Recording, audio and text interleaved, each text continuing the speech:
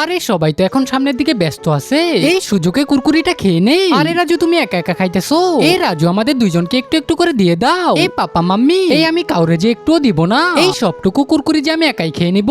এই রাজু তুমি আমাকে দিয়ে দাও। আরে না মাম্মি আমি দিব না। এই রাজু তোমার সাথে যে আমি কথা বলবো না। আরে মাম্মি রাগ করে না। এই তো মাম্মি আমি তোমার জন্য কুরকুরি এনেছি, এই কুরকুরিটা তুমি খেয়ে নাও। আরে রাজু তুমি এটা কি করলে? এই তোমার মাম্মিকে দিলে আমাকে দিলে না। এই পাপা আমি যে তোমাকে দিব না। ঠিক আছে রাজু, এই আমি তোমার সাথে কখনো কথা বলবো না।